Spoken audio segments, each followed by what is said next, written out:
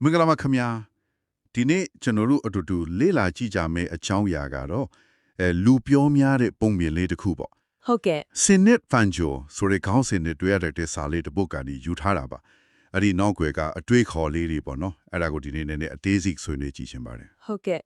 ဒီပုံမြင်ကအပေါ်ရန်ကြည့်ရင်တော့ရိုးရိုးလေးလိုပဲဒါမဲ့အထက်မှာစဉ်းစားစရာတွေသင်ခန်းစာရေးယူစရာတွေတော်တော်များများပါနေတာတွေ့ရတယ်လေဟုတ်ပါတယ်ဆိုတော့ဒီနေ့ဆွေးနွေးကြမှာကအဓိကကတော့ဒီပုံမြင်ရေးစုလို့ရင်အဓိပ္ပာယ်ကိုပို့ပြီးနင်းနားလည်ဖို့ပေါ့ဟုတ်ကဲ့ပြီးတော့အဲ့ဒီကရတဲ့အချက်တွေကကျွန်တော်တို့ရဲ့ယုံကြည်ချက်တွေကိုမြင်တဲ့အမြင်တွေပေါ်မှာဘယ်လိုမျာ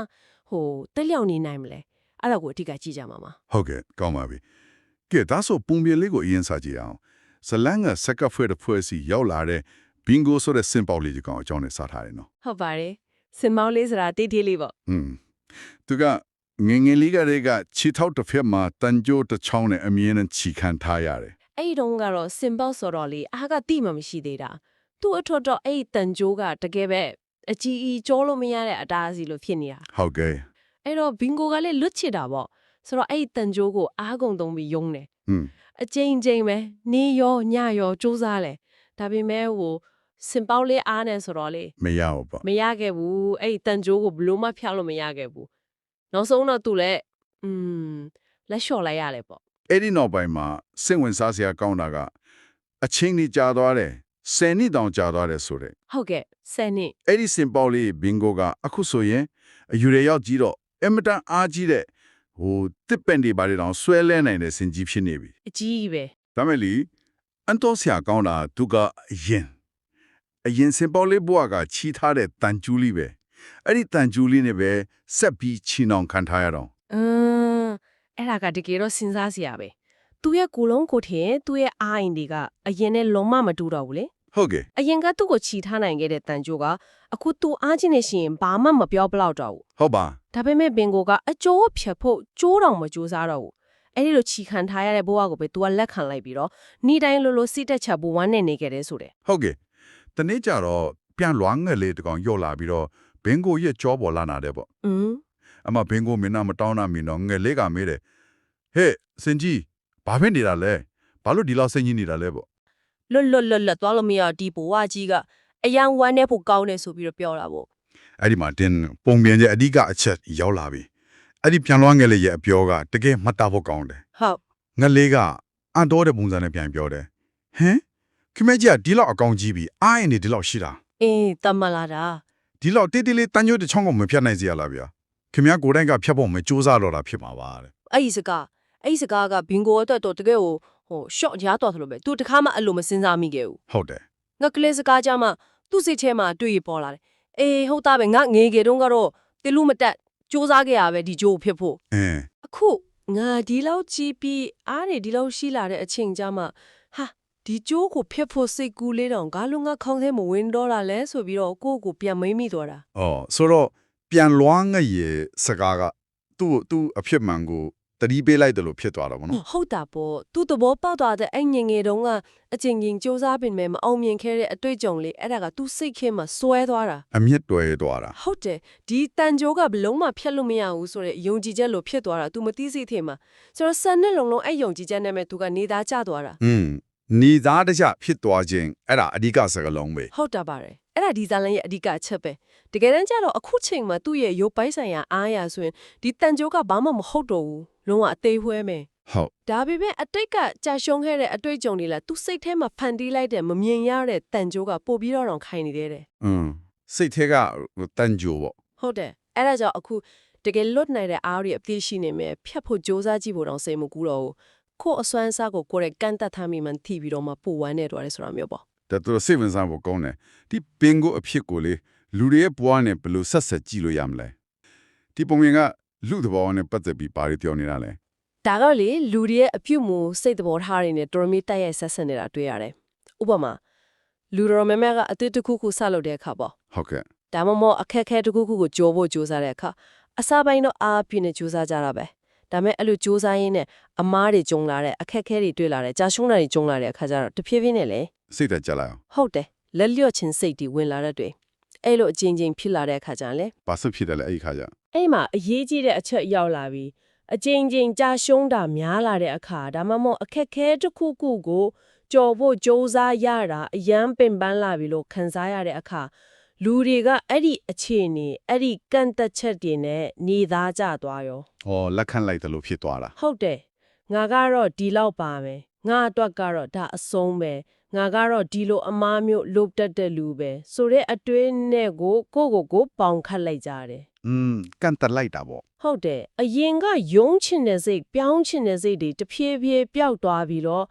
နောက်ဆုံးမှအဲ့ဒီချင်းတွေကိုပြင်ဖို့ထပ်စူးစမ်းဖို့ဆိုတဲ့အတွေးတော့မဝင်တော့တာမျိုးအထိဖြစ်သွားနိုင်တယ် ။ဒါဆိုရင်ဘင်ဂိုရဲ့တန်ယူလိုပဲပေါ့နော်။တကယ်တော့ဖြတ်လို့ရနေပြီ။ဒါပေမဲ့စိတ်ထဲမှာကမရဘူးလို့စွဲနေတော့မကြိုးစားတော့ဘူး။ဒါကဟိုစိတ်ပညာမှာပြောကြတယ် learn helplessness ဆိုတာနဲ့တူတယ်လို့ပဲ အတိအကျပဲတင်ယူပြီးဖြစ်တဲ့အခုမြင်ပေးကိုဟုတ်တယ်ဒီပုံမြင်ကအဲ့ဒီသဘောတရားကိုတော်တော်လေးရှင်းရှင်းလင်းလင်းပြထားတာရေးကြည့်တာကဘင်္ဂလိုပဲကျောင်းတို့လူတွေမှာလဲကိုချီထားတဲ့အဲ့လိုစီပိုင်းဆိုင်ရာတန်ကြိုးတွေရှိနိုင်တယ်ဆိုတာပဲ ။ဟုတ်ကဲ့ အဲ့ဒီတန်ကြိုးတွေကအတိတ်ကမအောင်မြင်ခဲ့တာတွေသူများပြောခဲ့တာတွေကိုယ့်ရဲ့ကြောက်စိတ်တွေ ။ကိုအထင်သေးတာတွေဟုတ်တယ်အဲ့ဒါတွေကနေဖြစ်လာတာတွေရှိနိုင်တယ် အဲ့ဒါကိုဥပမာလေးပြေးလို့ရမလားဘလို့အခင်းနီမျိုးတွေမှာလဲအဲ့ဒီစိတ်ပိုင်းဆိုင်ရာတန်ချိုးတွေကခြိထားနိုင်တာ အော်ဥပမာတွေအများကြီးပဲငယ်ငယ်ကတင်ချမတော်ခဲ့လို့ကိုတင်ချနဲ့ပတ်သက်ရင်ဘယ်တော့မှတိုးတက်မှာမဟုတ်ဘူးလို့ယုံထားတာမျိုး ဟုတ်ကဲ့ ဒါမှမဟုတ်လူရှိထွက်စကားပြောတော့ကတခါအမားလုံးမိဘူးလို့လေနောက်ဘယ်တော့မှလူရှိထွက်မပြောရတော့ဘူးဆိုတာမျိုး ကြောက်သွားလိုက် အရှိခဲ့တာမှန်တယ် ဟုတ် ဒါပေမဲ့အခုချိန်ထိအဲ့ဒီအတိတ်ကအတိတ်ဂျုံပေါ်မှာအခြေခံပြီးကိုယ်စိတ်ထဲမှာတိဆောက်ထားတဲ့ကန့်တက်ချက်ဖြစ်နေလားအချိန်ကြာတော့အဲ့ဒါကတကယ်ဟုတ်ရဲ့လားလို့ပြန်တော့မဆန်းစစ်တော့ဘူး အရှိတရားလို့လက်ခံထားလိုက်တာဒါဆိုဒီပုံမြင်ငယ်နေကျွန်တော်တို့အဓိကရနိုင်တဲ့သင်ခန်းစာပါထင်မလဲအဓိက message ကပါလဲ အဓိက message ကတော့ရှင်းရှင်းလေးပဲကိုတစ်ချိန်ကယုံခဲ့ရတဲ့ကြိုဖို့စ조사ခဲ့တဲ့အခြေအနေတွေကိုယ့်ရဲ့အကန်တက်လို့ထင်ခဲ့တဲ့ຢာတွေအားနေကြလို့တတ်မှတ်ထားတဲ့ຢာတွေနဲ့ဘယ်တော့မှအပိတိုင်ညီထားတကြကြီးဖြစ်မသွားဖို့ပဲ မြန်ရအဲ့လိုပဲလို့မတတ်မှတ်လဲဖို့ ဟုတ်တယ်ဘာလို့လဲဆိုတော့အခြေအနေတွေကအမြဲပြောင်းလဲနေတာလေ ဟုတ်ကဲ့ ကိုလိုက်ရေးအရေးချင်းအသိပညာအတွေ့အကြုံခွန်အားတွေကလည်းအချိန်နဲ့အမျှတိုးတက်ပြောင်းလဲလာနိုင်တယ်လေ ဆိုလိုတာကကိုအမြဲတမ်းပြန်ပြီးတာ evaluate လုပ်နေဖို့လိုတယ်ပေါ့ငါအရင်ကဒါကိုမလုပ်နိုင်ခဲ့တာမှန်တယ်ဒါပေမဲ့အခုတော့တကယ်ပဲမလုပ်နိုင်သေးဘူးလား ဟုတ်တယ် အချိန်တွေကအရင်တန်းပဲလားငါကိုယ်တိုင်ကတော့အရင်ကလားအဲ့လိုမြေကိုမျိုးကိုပြန်မြေဖို့လိုတယ်ဆိုတဲ့သဘောလား ဟုတ်ပါတယ်အဲ့လိုပြန်လဲစမ်းစစ်ဖို့ challenge လုပ်ကြည့်ဖို့လိုတယ်လို့ဒီပုံမြင်ကပြောနေတာအရင်ကကိုယ့်အတွက်ပိတ်ထားတယ်လို့ထင်တဲ့တကားတွေကအခုကိုယ့်ရဲ့ပြောင်းလဲလာတဲ့အစွမ်းအားကြောင့်ပွင့်များပွင့်နေပြီလားဆိုတာကိုပြန်ကြည့်ဖို့ပေါ့ ဟုတ်ကဲ့ ကိုချီထားတယ်လို့ခံစားတဲ့အရာတွေကတကယ်အပြင်ကအခြေအနေကြောင့်လားဒါမှမဟုတ်ကိုယ်စိတ်ထဲကအတေးရဲ့အရေးတွေအဲ့စိတ်ပိုင်းဆိုင်ရာတန်ကြိုးကြောင့်လားဆိုတာကိုခွဲခြားဖို့ကြိုးစားရမယ် ဒါပေမဲ့လေတခါတလေမှာတော့တကယ်ကိုကန့်တက်ချက်ကိုလက်ခံဖို့လိုအပ်တာမျိုးလည်းမရှိဘူးလားဥပမာတကယ်ပဲရုပ်ပိုင်းအရာမထင်နိုင်တော့တဲ့ကိစ္စမျိုးတွေမှာဆိုရင်ကောအဲ့ဒါကိုလက်ခံလိုက်တာကပိုပြီးစိတ်သက်သာရမှာမဟုတ်ဘူးလားဒီဘင်ကိုဖုန်မြင်းကရာကိုယုံရမယ်လို့ပြောနေရလား ဒါတော့တော်တော်ကောင်းတယ်မင်းပဲမှန်ပါတယ်လက်တွေ့မှာတကယ်ကြော်လို့မရနိုင်တဲ့ကန့်သက်ချက်တွေအခြေအနေရှိရပေါ့အဲ့လိုအခြေအနေမှာလက်ခံနိုင်စွမ်း acceptance ကလည်းအရေးကြီးရတယ်ဒီပုံမြင်ကအဓိကပြောချင်တာကအရာအလုံးကိုအတင်းယုံကန်နေဖို့ဆိုတာထက်ကိုယ့်ရဲ့ကန့်သက်ချက်လို့ကိုယုံနေတဲ့အရာရဲ့အရေးမြစ်ကိုတေချာပြန်ကြည့်ဖို့တိုက်တွန်းတာလို့မြင်တယ် ။အော်ဟုတ်ကဲ့ အဲ့ဒီကန့်သက်ချက်ကတကယ်အပြင်လောကအရှိအရာလား objective reality ဒါမှမဟုတ်ကိုယ့်ရဲ့စိတ်ထဲကယုံကြည်မှု subjective belief ကြောင့်ဖြစ်နေတာလားအဲ့လောက်ခွဲခြားဖို့ပါ ။အော်ပိုရှင်းသွားပြီ။ဆိုတော့အဓိကခွာခြားချက်ကိုတတိထားရမှာကတကယ်မစွမ်းနိုင်တာနဲ့အတိတ်ကအတွေ့အကြုံကြောင့်ငါမစွမ်းနိုင်တော့ဘူးလို့ကိုယ်တိုင်ဆုံးဖြတ်ထားတာ။အဲ့ဒီနှစ်ခုကြာကခြားနာချက်ကိုသိဖို့ပဲ ဟုတ်ပါတယ်အဲ့ဒီခြားနာချက်ကိုသတိပြုမိဖို့ကအရေးကြီးဆုံးပဲပထမဆုံးစဉ်ပါတကယ်လို့ကိုချီထားတာကဘင်ဂိုရဲ့တန်ကြိုးလိုမျိုးအတိတ်ကအချိန်နေမှာပဲတကယ်ခိုင်းခဲ့ပြီးအခုချိန်မှာတော့ကိုယ်စစ်ကြောင်းသာဆက်ရှိနေတဲ့အရာမှန်သိပြီဆိုရင်တော့အဲ့ဒီတန်ကြိုးကိုဖျက်ဖို့ကြိုးစားရရမယ်ဆိုတဲ့ချက်ပေးသမ်းပဲကိုယ့်ရဲ့အလားအစစ်အမှန်ကိုတားထားတဲ့အဲ့ဒီကိုယ်ပိုင်စိတ်ကန့်တဲ့ချက်တွေကိုရင်ဆိုင်စိန်ခေါ်ကြည့်ဖို့လွန်းစွာပေးနေတာပါ ။ဒီအချက်ကကိုယ့်ရဲ့ personal growth တဲ့တော်တော်အရေးကြီးတဲ့အချက်ပဲ။ဘာလို့လဲဆိုတော့